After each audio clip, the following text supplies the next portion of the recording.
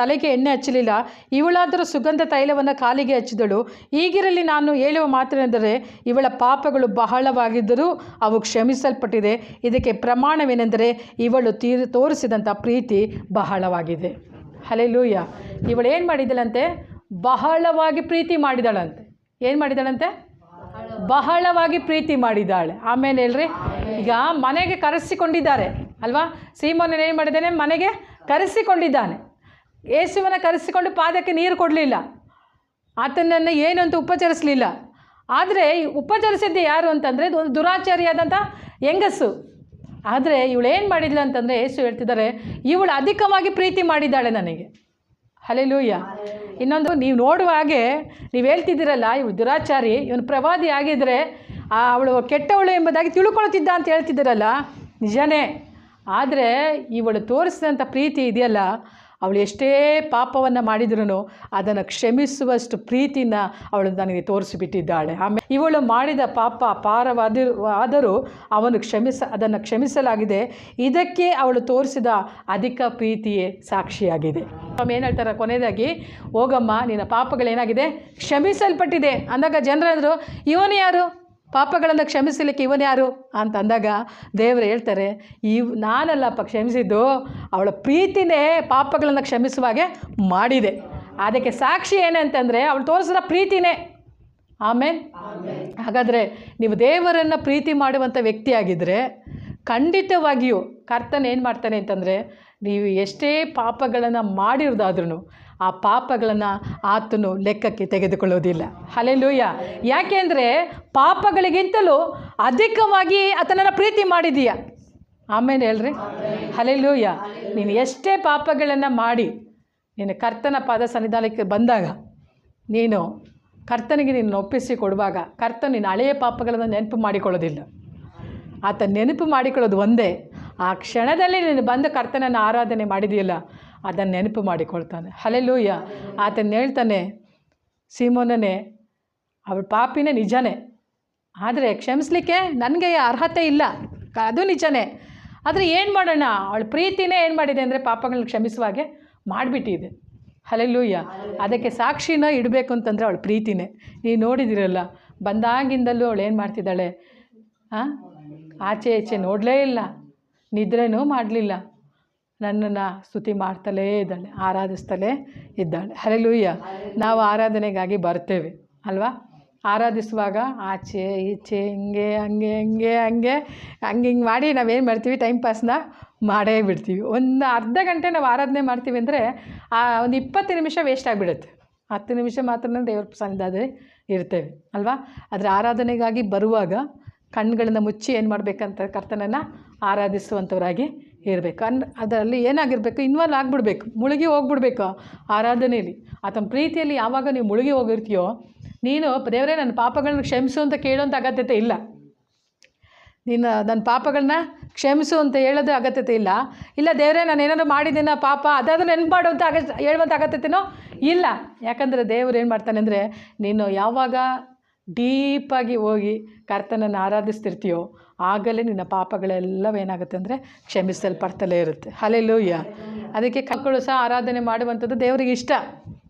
ಬಂದಿದ್ದ ಕೂಡಲೇ ಕಣ್ಗಳನ್ನ ಮುಚ್ಚಿ ದೇವರ ಸಮ್ಮುಖದಲ್ಲಿ ಪ್ರಾರ್ಥನೆ ಮಾಡಬೇಕು. ಇಲ್ಲ, ತನ್ನ ಮಹಿಮೆ ಒಂದು ಆತನಾಗಿದ್ದಾನೆ. ಆಮೇಲೆ ಆ ವ್ಯಭಿಚಾರಿ ಮಾಡಿದಂಥ ಆರಾಧನೆಯೇ ಅಷ್ಟೊಂದು ಹೈಲೈಟ್ ಮಾಡಿ ದೇವರು ಆತನ ಅವಕ್ಕೆ ಪಾಪನೆಲ್ಲ ಕ್ಷಮಿಸಿ ಆ ಪ್ರೀತಿಯೇ ಸಾಕ್ಷಿಯಾಗಿ ಇಟ್ಬಿಟ್ನಂತೆ. ಅವಳು ಮಾಡಿದಂಥ ಆರಾಧನೆಯೇ ಒಂದು ಸಾಕ್ಷಿಯಾಗಿಬಿಡ್ತು. ನೀವು ಮಾಡುವಂಥ ಆರಾಧನೆ ಇದೆಯಲ್ಲ, ಅದೊಂದು ಸಾಕ್ಷಿಯಾಗಿ ಒಂದು ದಿನ ನಿಲ್ಲುತ್ತೆ. ಹಲ್ಲೆಲೂಯ. ಇವತ್ತು ಯಾಕೆ ಇವಳನ್ನ ನಾನು ಎತ್ತರದಲ್ಲಿ ಇಟ್ಟಿದ್ದೇನೆ, ಅಪ್ಪ ಇವಳು ಎಷ್ಟು ಎತ್ತರಕ್ಕೆ ಬೆಳೆದುಬಿಟ್ಟಿದ್ದಾಳಲ್ಲ, ಹೆಂಗೆ ಸಾಧ್ಯ ಆಯಿತು ಅಂತಂದಾಗ ದೇವರು ಹೇಳ್ತಾರೆ, ಇವಳು ಅಧಿಕವಾಗಿ ನನ್ನ ಪ್ರೀತಿ ಮಾಡೋದ್ರಿಂದಲೇ ನಾನು ಇವಳನ್ನ ಎತ್ತರ ಸ್ಥಾನದಲ್ಲಿ ಇಟ್ಟಿದ್ದೇನೆ. ಹಲ್ಲೆಲೂಯ. ನಿನ್ನ ಎತ್ತರದಲ್ಲಿ ಸ್ಥಾನದಲ್ಲಿ ಇಡುವಂಥದ್ದು ನಿನ್ನ ಎಜುಕೇಷನ್ ಅಲ್ಲ, ನೀನು ದೇವರನ್ನು ಅಧಿಕವಾಗಿ ಪ್ರೀತಿ ಮಾಡುವಾಗ. ಆ 17 ವರ್ಷದಲ್ಲಿ ಆ ಸಮಯದಲ್ಲಿ ಚರ್ಚ್ ಬಂದು 9 ಗಂಟೆ, ನಮಗೆ ಚರ್ಚ್ 9 ಗಂಟೆ ಅಂದರೆ ನಾವು ಬೇಗನೆ ಹೋಗ್ತಾಯಿದ್ವಿ. ಬೇಗ ಹೋಗ್ತಿದ್ದೆ ಏನಕ್ಕೆ ಅಂತಂದರೆ ಸಂಡೇ ಸ್ಕೂಲ್ ಮಾಡಬೇಕಾಗಿತ್ತು. ಸಂಡೇ ಸ್ಕೂಲ್ ಮಾಡಿಬಿಟ್ಟ ಮೇಲೆ ನಾವು ಹೋಗಿ ಸ್ತುತಿ ಆರಾಧನೆಯನ್ನು ಸಲ್ಲಿಸಬೇಕು. ನಮ್ಮ ಚರ್ಚಲ್ಲಿ ಸ್ತುತಿ ಆರಾಧನೆ ಇಲ್ಲ, ಕೆಲವು ಸಭೆಗಳಲ್ಲಿ ಏನಾಗುತ್ತೆ ಸ್ತುತಿ ಆರಾಧನೆ ಇರುತ್ತೆ. ಹೋಗಿದ್ದೆ, ಒಂದು ಹಾಡು ಹೇಳಿ ಆರಾಧನೆಗಾಗಿ ಸಿದ್ಧವಾಗಬೇಕು. ನಾನೇನು ಮಾಡ್ತಿದ್ದೆ ಅಂತಂದರೆ ಬೇಗ ಕ್ಲಾಸ್ ಮುಗಿಸ್ಬಿಡ್ತಿದ್ದೆ. ಯಾಕೆ ಅಂತಂದರೆ ನನಗಿಂತ ಮುಂಚೆ ಬಂದು ಆಡ್ಬಿಡ್ತಾರೆ ಅಂತೇಳಿ. ನಾ ಹೋಗಿದ ತಕ್ಷಣವೇ ಕುಳಿತುಕೊಂಡು ಮೊದಲಾಗಿ ನಾನು ಬರೋಕ್ಕಿಂತ ಮುಂಚೆ ಒಂದು ಆಂಟಿ ಬರೋರು. ಅವ್ರು ಬರೋಕ್ಕಿಂತ ಮುಂಚೆ ನಾನು ಹೋಗಿ ಕೂತ್ಕೊಂಡು ಆಡಬೇಕು ಅಂತೇಳಿ ನಾನು ಹೋಗಿ ಮುಂದೆ ಕೂತ್ಕೊಂಡು ಯಾವಾಗಲೂ ಒಂದು ಹಾಡು ಹೇಳ್ತಾಯಿದ್ದೆ, ದೈವತ್ತಿನ ಸನ್ನಿಧಾನಂ ಏನು ಉಳ್ಳತ್ತಿನ ಆನಂದಮೇ. ಆ ಹಾಡನ್ನು ನಾನು ಯಾವಾಗಲೂ ಆಡುವಾಗ ನನ್ನನ್ನು ಗಮನಿಸ್ಲಿಕ್ಕೋಸ್ಕರವಾಗಿ ಆಂಟಿ ಬರೋರು. ಅವ್ರು ಹೇಳೋರು, ಪಾಪ ನೀನು ಆಡ್ತೀಯಲ್ಲ ತುಂಬ ನನಗೆ ಇಷ್ಟ ಹಾಡು, ನಾನು ಹಾಡು ಕೇಳಿಸ್ಕೊಳ್ಳೋಕ್ಕೆ ನಾನು ಬೇಗ ಬರ್ತೀನಿ ಅಂತ ಹೇಳಿ. ಹಲ್ಲೆಲೂಯ. ನನಗೆ ಗೊತ್ತಿಲ್ಲ, ನಾನು ಹಾಡು ಬಂದು ನಾನು ಬೇಗ ಅಂದರೆ ಚಾನ್ಸ್ ಇಲ್ಲ ಅಲ್ಲಿ ನಮಗೆಲ್ಲ. ಅಲ್ಲೇನಂತಂದರೆ ಮುಂದೆ ಕರೆದು ಆಡಲಿಕ್ಕೆ ಯಾರಿಗೂ ಚಾನ್ಸ್ ಇರಲಿಲ್ಲ. ಬಟ್ ಆಡ್ಬೋದಲ್ಲ, ಅಲ್ಲಾದರೂ ಕೂತ್ಕೊಂಡು ಏನಂತಂದರೆ ಆಡ್ಬೋದಲ್ಲ ಅಂತ ಹೇಳಿ ಆಗನೇ ನಾನು ಆಡ್ತಿದ್ದೆ. ದೈವತ್ತಿನ್ ಸನ್ನಿಧಾನಂ ಎನ್ನುಳ್ಳತ್ತಿನ ಆನಂದಮೇ ಕಾರುಣ್ಯಮಾವ ಸತ್ತಂ ಎನ್ ಕಾದುಗಳಿಗಿಂಬಮೇ. ಆತನ ಶಬ್ದ ನನ್ನ ಕಿವಿಗಳಿಗೆ ಮಧುರ ಅಂತ ಆಡ್ತಾಯಿದ್ದೆ. ಆ ಸಭೆಗೆ ಹೋಗೋವರೆಗೂ 17 ವರ್ಷದಿಂದ 19ಕ್ಕೆ ನನ್ನ ಮ್ಯಾರೇಜ್ ಆದೆ. ಅಲ್ಲಿಯವರೆಗೂ ನಾನು ಪ್ರತಿ ಆರಾಧನೆಗೆ ಬೇಗ ಹೋಗ್ತಿದ್ದೆ, ಅದನ್ನು ಹಾಡ್ತಾಯಿದ್ದೆ. ಯಾಕೆಂತಂದರೆ ನಾನು ಕರ್ತನಿಗೆ ಸ್ತುತಿಯನ್ನು ಸಮರ್ಪಿಸಬೇಕೆಂಬುದಾಗಿ. ನನಗೇನು ಅಷ್ಟೋ ನಾಲೆಡ್ಜ್ ಇಲ್ಲ, ಈಗಿರೋಂಥ ನಾಲೆಡ್ಜ್ ಎಲ್ಲ ಇಲ್ಲ, ಆರಾಧನೆ ಹೇಗೆ ಮಾಡಬೇಕೆಂಬುದಾಗಿ ನನಗೆ ಗೊತ್ತಿಲ್ಲ. ಆದರೆ ಆ ಚಾನ್ಸು ಒಂದು 5-6 ಜನ ಬಂದರೆ ಮಿಸ್ ಆಗಿಬಿಡುತ್ತೆ, ಅದನ್ನು ಮತ್ತೆ ಕೊಡೋದಿಲ್ಲ. 6 ಜನ ಅಷ್ಟೇ ಮಾತ್ರ ಆಡಿ ದೇವ್ರನ್ನ ಸ್ತುತಿ ಮಾಡಬೇಕು. ಆ ಚಾನ್ಸ್ ಎಲ್ಲಿ ಮಿಸ್ ಆಗುತ್ತೋ ಅಂತೇಳಿ ಬೇಗ ಸಂಡೇ ಸ್ಕೂಲ್ ಮುಗಿಸ್ಬಿಟ್ಟು ಹೋಗ್ತಾಯಿದ್ದೆ. ಹಲ್ಲೆಲೂಯ.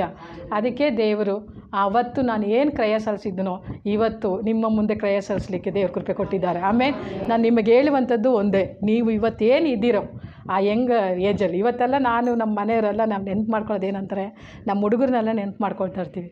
ಇವರೆಲ್ಲ ಯಂಗ್ಸ್ಟಾರ್ಸ್ಗಳು. ಈಗ ಕರ್ತನಿಗೋಸ್ಕರ ನಿಂತರೆ ಏನು ಬೇಕಾದರೂ ಅವ್ರು ಮಾಡ್ಬೋದು. ಈಗ ನಮಗೆ ಎಲ್ಲ 40 ಆಗಿಬಿಡ್ತು, 45 50 ಇದ್ದೀವಿ, ನಾವೇನು ಮಾಡಲಿಕ್ಕೆ ಸಾಧ್ಯ ಇಲ್ಲ ಅಲ್ವಾ. ಆದರೂ ದೇವರು ಕಾಲೇಬನಾಗೆ ಶಕ್ತಿ ಕೊಡ್ತಾರೆ, ಇಲ್ಲ ಅಂತ ಹೇಳಲ್ಲ. ಆದರೂ ಒಂದು ಟೀನೇಜಲ್ಲಿ ನಾವು ಏನು ಕರ್ತನಿಗಾಗಿ ನಿಂತು ಮಾಡ್ತೀವೋ ಅದು ಏನಂತಂದರೆ ಈ ಲೋಕವನ್ನು ನಾವು ಕದಲಿಸುವಂಥ ಕಾರ್ಯಗಳನ್ನು ನಾವು ಮಾಡ್ಬೋದು. ಹಲ್ಲೆಲೂಯ. ಓದು ಎಷ್ಟು ಮುಖ್ಯನೋ ಹಾಗೆಯೇ ಏನಂತಂದರೆ ದೇವರನ್ನು ಆರಾಧಿಸಿ ದೇವರಿಗಾಗಿ ನಿಲ್ಲುವಂಥದ್ದು ಅಷ್ಟೇ ಮುಖ್ಯ. ಹಲ್ಲೆಲೂಯ. ದೇವರು ಕೇಳ್ತಿದ್ದಾನೆ, ಎಜುಕೇಷನನ್ನು ನೀನು ಎಷ್ಟು ಪ್ರೀತಿ ಮಾಡ್ತೀಯೋ ಅದಕ್ಕಿಂತ ಹೆಚ್ಚಾಗಿ ನನ್ನನ್ನು ಪ್ರೀತಿ ಮಾಡ್ತೀಯ. ಕರೆಕ್ಟೇ. 12 ಗಂಟೆ ಓದ್ತೀರಾ, ಕರೆಕ್ಟೇ. 3 ಗಂಟೆಗೆ ಎದ್ದೊಳ್ತೀರಾ, ಕರೆಕ್ಟೇ. ಅದಲ್ಲ, ಅದೇ 3 ಗಂಟೆಗೆ ಒಂದಿನ ಆದರೆ ನನಗೆ ಎದ್ದು ಪ್ರೇಯರ್ ಮಾಡಿದ್ದೀಯಾ ನನಗೋಸ್ಕರವಾಗಿ? ನಾನು ಸಮ್ಮುಖಕ್ಕೆ ಬಂದು 10 ನಿಮಿಷ ಪ್ರೇಯರ್ ಮಾಡಿದ್ದೀರಾ? ಇಲ್ಲ. ಯಾಕೆ ಪ್ರೀತಿ ಯಾಕೆ ಮಾಡಲಿಲ್ಲ? ನಿಮಗೆ ಪ್ರೀತಿ ಮಾತ್ರ ಇದೆ ಅಷ್ಟೇ, ಅಧಿಕ ಪ್ರೀತಿ ಇಲ್ಲ. ಹಲ್ಲೆಲೂಯ. ಅಧಿಕ ಪ್ರೀತಿ ಇದ್ದರೆ ಇವತ್ತಿನಿಂದಲೇ ನಿನ್ನ ಒಂದು ಎಜುಕೇಷನ್ ಟೈಮಲ್ಲಿ, ನಿನ್ನ ಎಕ್ಸಾಮ್ ಟೈಮಿನಲ್ಲಿಯೋ ಏನೇ ಆಗಿರ್ಬೋದು, ಎಷ್ಟೇ ಓದೋದಿದ್ರೂ ಪಕ್ಕಕ್ಕೆ ಹಾಕಿರಿ, ದೇವರೇ ಇದಕ್ಕಿಂತಲೂ ನನ್ನ ಒಂದು ಎಜುಕೇಷನ್ಗಿಂತಲೂ ನಾನು ನಿನ್ನನ್ನು ಪ್ರೀತಿ ಮಾಡ್ತೇನೆ. ಹಲ್ಲೆಲೂಯ. ನಾನು ನಿನ್ನನ್ನು ಪ್ರೀತಿ ಮಾಡ್ತೇನೆ. ಈ ಬುಕ್ಕಿಗಿಂತಲೂ ನಾನು ಅಧಿಕವಾಗಿ ನಾನೇನು ಮಾಡ್ತೇನೆ, ನಿನ್ನನ್ನು ಪ್ರೀತಿ ಮಾಡ್ತೇನೆ. ಆಮೇಲೆ ಅದಕ್ಕೆ ದೇವರ ವಾಕ್ಯ ಹೇಳುತ್ತೆ, ಆತನನ್ನು ಪ್ರೀತಿಸುವ ಹಿತಕ್ಕಾಗಿ ದೇವರು ಇಟ್ಟಿರುವಂಥದ್ದನ್ನು ಕಣ್ಣು ಕಾಣಲಿಲ್ಲ, ಕಿವಿ ಕೇಳಲಿಲ್ಲ, ಮನಸ್ಸು ಸಹ ಊಹಿಸಲಿಲ್ಲ. ಹಲ್ಲೆಲೂಯ. ನೀನು ಅಧಿಕವಾಗಿ ಯೇಸುವನ್ನು ಪ್ರೀತಿ ಮಾಡೋದಾದರೆ ಕಣ್ಣಿಗೆ ಕಾಣದೇ ಇರುವಂಥ ಸಂಗತಿಗಳನ್ನು ನಿನ್ನ ಜೀವಿತದಲ್ಲಿ ಕರ್ತನು ಮಾಡುವಾತನಾಗಿದ್ದಾನೆ. ನೀವು ನೆನಪು ಮಾಡಿಕೊಳ್ಬೇಕು, ನಾನು ನನ್ನ ದೇವರನ್ನು ಪ್ರೀತಿ ಮಾಡಲಿಕ್ಕಾಗಿ ಈ ಲೋಕದಲ್ಲಿ ಹುಟ್ಟಿದ್ದೇನೆ. ಹಲ್ಲೆಲೂಯ. ಅಧಿಕವಾಗಿ ಪ್ರೀತಿ ಮಾಡುವವನಿಗೆ ಅಧಿಕವಾಗಿ ಕೊಡಲ್ಪಡುತ್ತೆ. ಸ್ವಾಮಿ ಬಂದರು ಪೇತ್ರನಿಗೆ ಕೇಳ್ತಾ ಇದ್ದಾನೆ, ಪೇತ್ರ ನೀನು ಬಂದು ಇವರೆಲ್ಲರಿಗಿಂತ ಹೆಚ್ಚಾಗಿ ನನ್ನನ್ನು ಪ್ರೀತಿ ಮಾಡ್ತೀಯಾ ಎಂಬುದಾಗಿ. ಯಾರಿಗೆ? ಪೇತ್ರನಿಗೆ ಹೇಳ್ತಾ ಇದ್ದಾರೆ. ಪೇತ್ರ ಏನು ಮಾಡಿದ ಇದಕ್ಕಿಂತ ಮುಂಚಿತವಾಗಿ? ಇದಕ್ಕೆ ಯಾರು ಎಂಬುದಾಗಿ ನನಗೆ ಗೊತ್ತಿಲ್ಲ ಅಂತ ಹೇಳ್ದ. ಅದೇ ಪೇತ್ರನನ್ನು ನೋಡಿ ಕೇಳ್ತಾ ಇದ್ದಾರೆ, ನೀನು ಇವರೆಲ್ಲರಿಗಿಂತಲೂ ಅಧಿಕವಾಗಿ ನನ್ನನ್ನು ಪ್ರೀತಿ ಮಾಡ್ತೀಯ. ಹಲ್ಲೆಲೂಯ. ಇವತ್ತು ಕರ್ತನ ಕೇಳ್ತಾ ಇದ್ದಾನೆ ನಿಮ್ಮನ್ನೇ ನೋಡಿ. ಇಲ್ಲಿ ಬಂದಿದ್ದಾರಲ್ಲ ಎಲ್ಲರೂ ಪ್ರೀತಿ ಮಾಡ್ತಾರೆ, ಅದಕ್ಕಿಂತ ಅಧಿಕವಾಗಿ ಪ್ರೀತಿ ನೀನು ಮಾಡ್ತೀಯ. 3 ಕೋಟಿ ಜನ ಇದ್ದಾರೆ, ಕರೆಕ್ಟೇ, ಅವರೆಲ್ಲ ಕ್ರಿಶ್ಚನ್ನೇ, ಅವರೆಲ್ಲ ಯೇಸುವನ್ನು ನಂಬಿದ್ದಾರೆ, ಅವರೆಲ್ಲ ಪ್ರೀತಿ ಮಾಡ್ತಾರೆ ನಿಜ. ಆದರೆ ಅವರೆಲ್ಲರಿಗಿಂತ ಮಿಗಿಲಾಗಿ ನೀನು ನನ್ನನ್ನು ಪ್ರೀತಿ ಮಾಡ್ತೀಯ.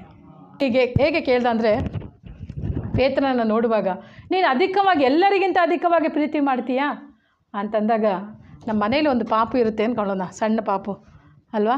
ಸಣ್ಣ ಪಾಪು ಇದ್ದರೆ ನಾವೇನು ಮಾಡ್ತೇವೆ, ಮನೆಯಲ್ಲಿ ಎಲ್ಲರಿಗಿಂತ ಯಾರನ್ನು ಪ್ರೀತಿ ಮಾಡ್ತೇವೆ? ಪಾಪುನೇ ಪ್ರೀತಿ ಮಾಡ್ತೇವೆ. ಹೇಗೆ ಪ್ರೀತಿ ಮಾಡ್ತೀವಿ? ಅಧಿಕವಾಗಿ ಹೆಂಗೆ ಪ್ರೀತಿ ಮಾಡ್ತೀರಾ? ಎತ್ಕೊಳ್ತೀರಾ ಅಲ್ವಾ. ಆಮೇಲೆ ಹಿಂಗೆ ಹೋದಾಗ ಏನು ಮಾಡ್ತೀರಾ? ಮುತ್ಕೊಡ್ತೀರಾ ಅಲ್ವಾ. ಆ ಕಡೆ ಹೋದಾಗ ಏನು ಮಾಡ್ತೀರಾ? ಬಗ್ಗಿ ನೋಡ್ತೀರಾ, ಹಾಯ್ ಅಂತೀರಾ, ಹೆಂಗಾದ್ರೂ ಮಾಡಿ ಏನು ಮಾಡ್ತೀರಾ, ಆ ಮಗುನ ಏನು ಮಾಡ್ತೀರಾ, ನೋಡ್ತಾ ಇರ್ತೀರಾ, ವಿಸಿಟ್ ಮಾಡ್ತಾನೇ ಇರ್ತೀರಾ. ಒಂದು ಮನೇಲಿ ಮಗು ಓಡಾಡ್ತಾ ಇದ್ದರೆ ಕಣ್ಣೆಲ್ಲಿರುತ್ತೆ ನಿಮ್ಮದು? ಕೆಲಸ ಮಾಡ್ತಾಯಿದ್ರೂ ಕಣ್ಣೆಲ್ಲಿರುತ್ತೆ, ಮನಸ್ಸಲ್ಲಿರುತ್ತೆ, ಎಲ್ಲ ಮಗು ಮೇಲೆ ಇರುತ್ತೆ ಅಲ್ವಾ? ಆ ಮಗು ಮೇಲೆ ನಿನ್ನ ಕಾನ್ಸಂಟ್ರೇಷನ್ ಅಷ್ಟೊಂದು ಇರುತ್ತೆ. ಅಂದರೆ ಯಾಕೆ ಅಂದರೆ ನಿನಗೆ ಆ ಮಗು ಮೇಲೆ ಅಧಿಕ ಪ್ರೀತಿ ಇದೆ. ಹಲ್ಲೆಲೂಯಾ. ಅಷ್ಟು ಪ್ರೀತಿ ನೀನು ಇಟ್ಟಿದ್ದೀಯ. ಅದಕ್ಕೆ ಏನು ಮಾಡ್ತೀಯಾ, ಮಗು ಎಲ್ಲೇ ಹೋದ್ರೂ ಆ ಮಗು ಮೇಲೇ ಗಮನ ಇರುತ್ತೆ. ಕೆಲವರು ಏನು ಮಾಡ್ತಾರೆ ಅಂದರೆ ಆ ಮಗುವಿನ ಇಷ್ಟದಲ್ಲಿ ಹುಚ್ಚರಾಗಿ ಬಿಡ್ತಾರೆ ಅಲ್ವಾ? ಆ ಮಗುನ ಮರೆತಿರ್ಲಿಕ್ಕೆ ಆಗೋದೇ ಇಲ್ಲ. ಅಷ್ಟರ ಮಟ್ಟಿಗೆ ಏನು ಮಾಡ್ತಾರೆ, ತನ್ನ ಯಾರನ್ನು ಪ್ರೀತಿ ಮಾಡ್ತಾರೋ ಅವ್ರ ಮೇಲೆ ಅಷ್ಟೊಂದು ಡೀಪಾಗಿ ಏನು ಮಾಡ್ತಾರೆ ಅಂತಂದರೆ ಆ ಪ್ರೀತಿಯನ್ನು ಇಟ್ಟುಬಿಡ್ತಾರೆ. ದೇವರು ಹೇಳ್ತಾರೆ ನೋಡಿ, ಎಲ್ಲರಿಗಿಂತಲೂ ನೀನು ನನ್ನನ್ನು ಏನು ಮಾಡಬೇಕು, ಪ್ರೀತಿ ಮಾಡಬೇಕು. ಪೇತ್ರನ ಕೇಳುವಾಗ ಪೇತ್ರ ಹೇಳ್ತಾನೆ, ಸ್ವಾಮಿ ನಾನು ನಿನ್ನನ್ನು ಪ್ರೀತಿ ಮಾಡ್ತೀನೋ ಇಲ್ವೋ ಅಂತ ನಿನಗೇ ಗೊತ್ತು, ಯಾಕಂದರೆ ನಾನು ನಿಜವಾಗ್ಲೂ ನಿನ್ನನ್ನು ಪ್ರೀತಿ ಮಾಡ್ತೇನೆ. ಹಲ್ಲೆಲೂಯಾ. ಕುಟುಂಬದಲ್ಲಿ ಹಾಗೆ ಅಲ್ವಾ? ಒಂದು ಮಗುವನ್ನು ಎಷ್ಟು ಗಮನವಿಟ್ಟು ನಾವು ಪ್ರೀತಿ ಮಾಡ್ತೀವೋ ಹಾಗೆಯೇ ಎಲ್ಲ ಸಂದರ್ಭದಲ್ಲಿಯೂ ನಾವೇನು ಮಾಡೋದಿಲ್ಲ ಅಂತಂದರೆ, ರಾತ್ರಿ 10 ಗಂಟೆ ಆಗ್ಬೋದು ಮಲಗಲಿಕ್ಕೆ, ಅಲ್ಲಿವರೆಗೂ ಬೆಳಗ್ಗೆಯಿಂದ ರಾತ್ರಿವರೆಗೂ ಆ ಮಗುವನ್ನು ಗಮನಿಸ್ತಲೇ ಇರ್ತೀವಿ ಅಲ್ವಾ? ಅದೇ ಥರನೇ ದೇವರು ಇವತ್ತು ನಮ್ಮಿಂದ ಎಕ್ಸ್ಪೆಕ್ಟ್ ಮಾಡ್ತಾನೇ ಇದ್ದಾನೆ. ನೀನು ಹಿಂಗೆ ಹೋದ್ರೂ ಕರ್ತನನ್ನು ಏನು ಮಾಡಬೇಕು, ಸ್ತುತಿಸ್ತಾ ಇರಬೇಕು. ಹಿಂಗೆ ಬಂದ್ರೂ ನಿನ್ನ ಬಾಯಲ್ಲಿ ಕರ್ತನನ್ನು ಆರಾಧಿಸ್ತಲೇ ಇರಬೇಕು. ಆಗಾಗ ಬಂದು ದೇವ್ರನ್ನ ಟಚ್ ಮಾಡ್ತಲೇ ಇರಬೇಕು. ಹಲ್ಲೆಲೂಯಾ. ಅದನ್ನೇ ಎಕ್ಸ್ಪೆಕ್ಟ್ ಮಾಡ್ತಾ ಇದ್ದಾನೆ. ಹಿಂಗೆ ಹೋದ್ರು ಹಿಂಗೆ ಬಂದ್ರೂ ನನ್ನನ್ನು ಆರಾಧಿಸ್ತಾ ಇರಬೇಕು. ಹಿಂಗೆ ಹೋದ್ರು ಬಂದರೂ ನಿನ್ನ ಬಾಯಲ್ಲಿ ಏನು ಮಾಡಬೇಕು, ಸ್ತುತಿ ಆರಾಧನೆ ಬರ್ತಲೇ ಇರಬೇಕು. ಅದನ್ನು ಕರ್ತನ ಏನು ಮಾಡ್ತಿದ್ದಾನೆ, ಇವತ್ತು ಅಪೇಕ್ಷಿಸ್ತಾ ಇರ್ತಾನೆ. ಅಧಿಕವಾಗಿ ಆರಾಧಿಸ್ತಾರೋ ಅವರು ವಿಜ್ಞಾಪನೆಯನ್ನು ಮಾಡೋದೇ ಇಲ್ಲ. ಆಮೇಲೆ ಹೇಳ್ರಿ, ಯಾರು ವಿಜ್ಞಾಪನೆ ಮಾಡ್ತಾರೆ ಅಂತಂದರೆ ಪ್ರೀತಿ ಮಾಡುವನು ವಿಜ್ಞಾಪನೆ ಮಾಡ್ತಾನೆ. ಅಧಿಕವಾಗಿ ಪ್ರೀತಿ ಮಾಡುವನು ವಿಜ್ಞಾಪನೆಯೇ ಮಾಡಲ್ಲ. ಹಲ್ಲೆಲೂಯಾ. ಅವ್ರಿಗೆ ಏನು ಅನಿಸುತ್ತೆ ಅಂತಂದರೆ ವಿಜ್ಞಾಪನೆ ಮಾಡುವಾಗ ಇದು ವೇಸ್ಟ್ ಟೈಮ್ ಅಂತ ಅನಿಸುತ್ತೆ. ವಿಜ್ಞಾಪನೆ ಮಾಡೋದು ತಪ್ಪು ಅಂತ ನಾನು ತಪ್ಪು ಅಂತ ಹೇಳ್ತಾ ಇಲ್ಲ. ವಿಜ್ಞಾಪನೆ ಮಾಡುವಂಥವನು ಏನಂತಂದರೆ ದೇವರನ್ನು ಅಧಿಕವಾಗಿ ಯಾರು ಪ್ರೀತಿ ಮಾಡ್ತಾನೋ ಆ ವ್ಯಕ್ತಿ ವಿಜ್ಞಾಪನೆ ಮಾಡಲಿಕ್ಕೆ ಅವನ ಆಸೆನೇ ಪಡಲ್ಲ. ಆ ಸಮಯದಲ್ಲಿ ದೇವ್ರನ್ನ ಆರಾಧನೆ ಮಾಡಬೇಕೆಂಬುದಾಗಿ ಇಷ್ಟಪಡ್ತಾನೆ. ಅವನು ತನ್ನ ಅವಶ್ಯಕತೆಗಳಿಗೋಸ್ಕರವಾಗಿ ದೇವ್ರ ಸಮ್ಮುಖಕ್ಕೆ ಹೋಗಲ್ಲ. 26 ವರ್ಷ ಆಯಿತು ಮದುವೆ ಆಗಿ. ನಮ್ಮ ಯಜಮಾನರು ಇದುವರೆಗೂ ವಿಜ್ಞಾಪನೆ ಮಾಡಿದ್ದು ನಾನು ನೋಡಲೇ ಇಲ್ಲ. ಆರಾಧನೆ ಮಾತ್ರನೇ ಅವ್ರು ಮಾಡಿದ್ದು ನೋಡಿದ್ದು. ನಮ್ಮ ಮನೆಗೋಸ್ಕರವಾಗಿ ಇದಕ್ಕೋಸ್ಕರವಾಗಿ ಅವರು ಇದು ಮಾಡಿದ್ದೆ ನಾನು ನೋಡಲಿಲ್ಲ. ಮಾಡಿರ್ತಾರೇನೋ ಗೊತ್ತಿಲ್ಲ, ಆದರೆ ಹೆಚ್ಚಾಗಿ ಮಾಡಿರೋಂಥದ್ದಂದರೆ ಆರಾಧನೆ. ಹೆಚ್ಚಾಗಿ ಅವ್ರು ಮಾಡಿರೋದಂದರೆ ಅನ್ಯ ಭಾಷೆ. ಹೆಚ್ಚಾಗಿ ನಾನು ನೋಡಿರೋದು ಇತ್ತೀಚೆಗೆ ಅಂತಂದರೆ ಅನ್ಯ ಭಾಷೆಯಲ್ಲೇ ಅವ್ರು ಮಾತನಾಡೋವಂಥದ್ದು. ಯಾಕೆ ಅಂತಂದರೆ ದೇವರನ್ನು ಪ್ರೀತಿ ಮಾಡುವನು ಅಧಿಕವಾಗಿ ಏನು ಮಾಡ್ತಾನಂತೆ, ಆರಾಧಿಸ್ತಲೇ ಇರ್ತಾನೆ. ಯಾಕಂದರೆ ದೇವರನ್ನು ಅಧಿಕವಾಗಿ ಪ್ರೀತಿ ಮಾಡುವನು ದೇವರೊಟ್ಟಿಗೆ ಇರಬೇಕೆಂಬುದಾಗಿ ಬಯಸ್ತಾ ಇರ್ತಾನೆ. ಹಲ್ಲೆಲೂಯಾ. ವಿಜ್ಞಾಪನೆಗಳು ಮಾಡುವಾಗ ನೀವೊಂದು ತಿಳ್ಕೊಳ್ರಿ, ಆ ವಿಜ್ಞಾಪನೆಗಳನ್ನ ಸ್ತೋತ್ರವಾಗಿ ಮಾರ್ಪಡಿಸ್ಬಿಡ್ರಿ. ಏನು ಮಾಡಿರಿ, ಆ ವಿಜ್ಞಾಪನೆಗಳೇನಾಗಬೇಕು, ಸ್ತೋತ್ರವಾಗಿ ಮಾರ್ಪಡಬೇಕು. ವಿಜ್ಞಾಪಿಸ್ತಲೇ ಇರಬೇಕು.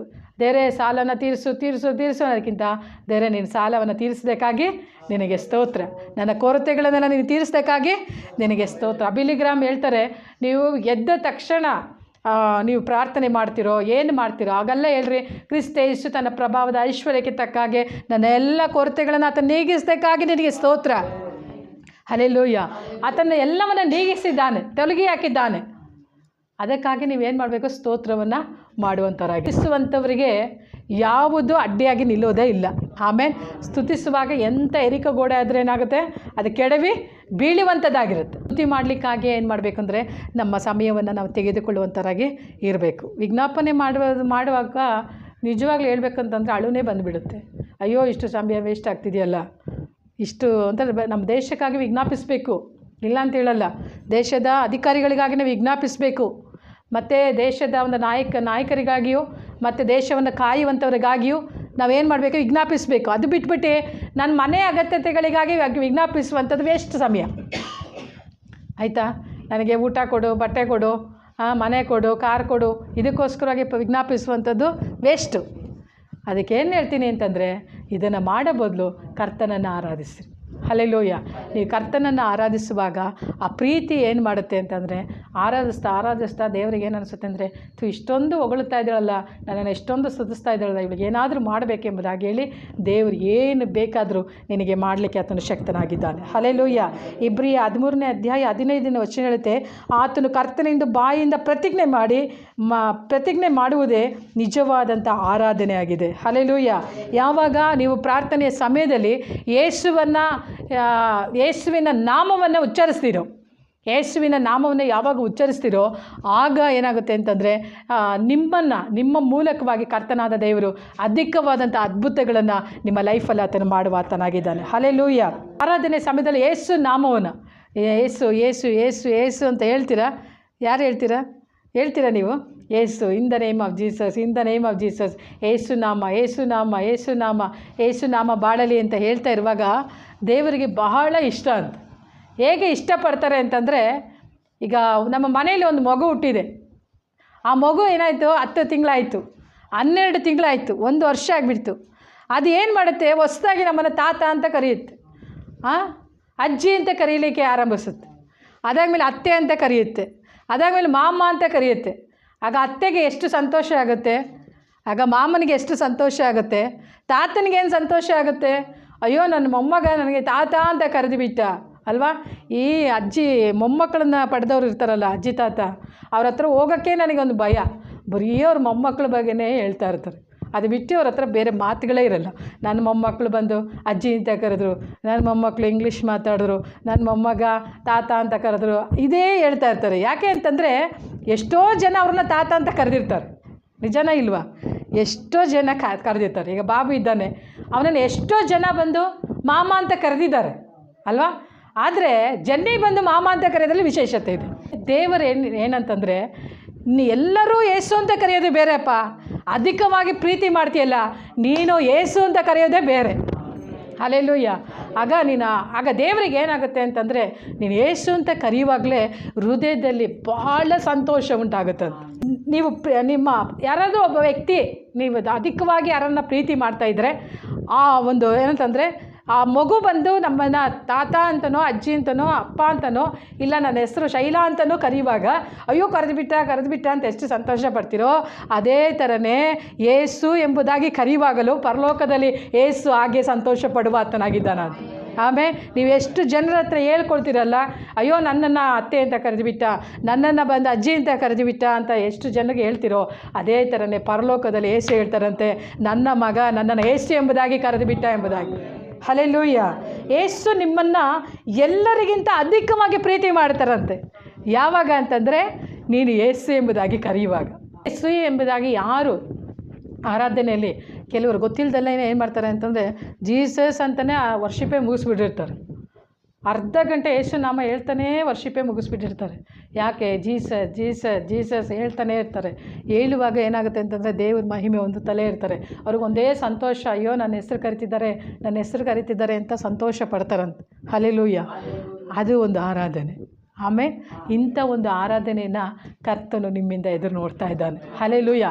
ನಿನ್ನ ಒಂದು ಪರಿಸ್ಥಿತಿಗಳಲ್ಲಿ ನೀನು ಬಂದು ಆರಾಧನೆ ಮಾಡಲಿಕ್ಕೆ ನಿನ್ನಿಂದ ಸಾಧ್ಯವಾಗದೇ ಇರ್ಬೋದು, ಕಷ್ಟ ಆಗ್ತಿರ್ಬೋದು ನಿನಗೆ ಆರಾಧನೆ ಮಾಡಲಿಕ್ಕೆ.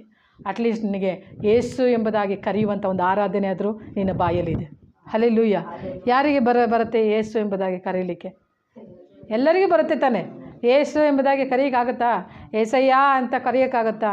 ಅದೊಂದು ಕರಿತೀಯಲ್ಲ, ಆ ಒಂದು ಕರೆಯುವಿಕೆನ, ಆ ಹೆಸರು ಕರಿತಿರುವಾಗಲೇ ಕರ್ತನೇನು ಮಾಡ್ತಾನೆ ಅಂತಂದರೆ, ಸಂತೋಷಿಸುವ ಆತನಾಗಿದ್ದಾನೆ. ನಿನ್ನ ಜೀವಿತದಲ್ಲಿ ಮಹತ್ತಾದ ಕಾರ್ಯಗಳನ್ನು ಆತನು ಮಾಡುವ ಆತನಾಗಿದ್ದಾನೆ. ಹಲ್ಲೆಲೂಯಾ. 1000 ಜನರು, ಈ ಲೋಕದಲ್ಲಿರುವಂಥ ಕೋಟಿ ಜನರು ಏಸು ಎಂಬುದಾಗಿ ಕೂಗುವುದಕ್ಕಿಂತಲೂ ಒಬ್ಬ ಆರಾಧಕ ಏಸು ಎಂಬುದಾಗಿ ಕೂಗುವುದರಲ್ಲಿ ಕರ್ತನು ಬಹಳ ಸಂತೋಷವುಳ್ಳವನಾಗಿದ್ದಾನೆ. ಹಲ್ಲೆಲೂಯಾ. ಕರ್ತನು ನಿಮ್ಮ ವಿಷಯದಲ್ಲಿ ಸಂತೋಷವುಳ್ಳವನಾಗಿದ್ದಾನೆ. ಆಮೇಲೆ ಹೇಳ್ರಿ. ಹಾಗಾಗಿ ನೀವು ಯೇಸುವಿನ ಹೆಸರನ್ನು ಹೇಳಿ ಅರಿಕೆ ಮಾಡುವಾಗ ಅದು ಕರ್ತನಿಗೆ ಶ್ರೇಷ್ಠವಾದಂಥ ಒಂದು ಯಜ್ಞವಾಗಿ ಅದು ಅರ್ಪಿಸುವಂಥದ್ದಾಗಿರುತ್ತೆ. ಹಲ್ಲೆಲೂಯಾ.